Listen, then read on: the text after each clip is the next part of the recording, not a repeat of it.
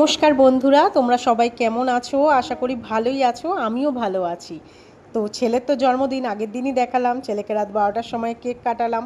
দেন তারপরে ঘুমিয়ে পড়লাম। পরের দিন উঠলাম, সকাল সকাল অনেক কটা মেনু রান্না করতে হবে। ছেলে ভালোবাসে দই কাতলা, ওটা রান্না করব।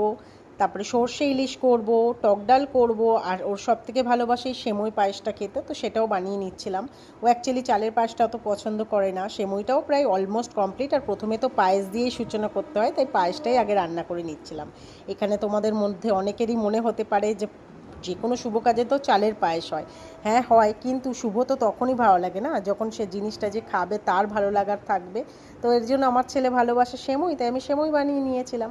তারপরে একে একে সব মাছগুলো আমার প্রায় অলমোস্ট কমপ্লিট, আর তার মধ্যখানে আমি ব্রেকফাস্টটাও সেরে নিয়েছিলাম। আর এদিকে ব্রাউনিটা ছিল কালকে, এটা খাচ্ছিলাম। আমার ব্রাউনি খেতে খুব ভালো লাগে। তারপরে দই কাতলাটা তো রান্না করে নিয়েছিলাম, আর এদিকে এটাও রেডি হয়ে গিয়েছিল, সর্ষে ইলিশটা। তারপরে ভাত রান্না করে 5 রকমের ভাজা রান্না করে ছেলেকে পরিবেশন করে দিয়েছিলাম। প্রথমে ওর ঠাকুমা এসেছিল, উনি ওকে আশীর্বাদ করলো, আর এই যে রেড ভেলভেট কেকটাও এনেছিলাম আজকে, আশীর্বাদ করলো। তারপরে ওর বাবা আশীর্বাদ করলো, আর আমিও আশীর্বাদ করেছি। তারপরে কেকটা কাটিং করে নিলাম একবারেই। এইবার তো আর খুব এমন বড় কিছু আয়োজন হয়নি, জাস্ট ঘরের লোকেদের মধ্যেই এবার মানে আমরা আয়োজন করেছি। আগেরবার অনেক বড় করে করেছিলাম জন্মদিনটা, এইবার একদমই ঘরোয়াভাবে করেছি। তার মধ্যে আমার বাবা মা আসতে পারেনি তখন।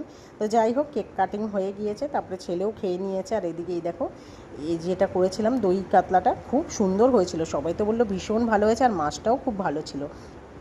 কিন্তু যেটা খারাপ লাগার বিষয় সেটা কি জানো, ইলিশ মাছটা এত দাম দিয়ে আমার হাজব্যান্ড নিয়ে এসেছিল, তাও আবার একদমই চেনাশোনা দোকান থেকে, বলতে পারো ওটা আমার মামা শ্বশুরই। একদম অতটা যতটা এক্সপেক্ট করেছিলাম এত দাম দিয়ে ইলিশটা এনেছে ভালো হবে, ততটা ভালো না হয়নি। খুব মনটা খারাপ লেগে গেছিলো। আমি এত জুত করে রান্না করেছিলাম, কিন্তু যাই হোক, কী করা যাবে। তো চলো, ভিডিওটা এই পর্যন্তই। ভালো লাগলে একটা লাইক করো, আর চ্যানেলটা সাবস্ক্রাইব। দেখা হবে পরের ভিডিওতে।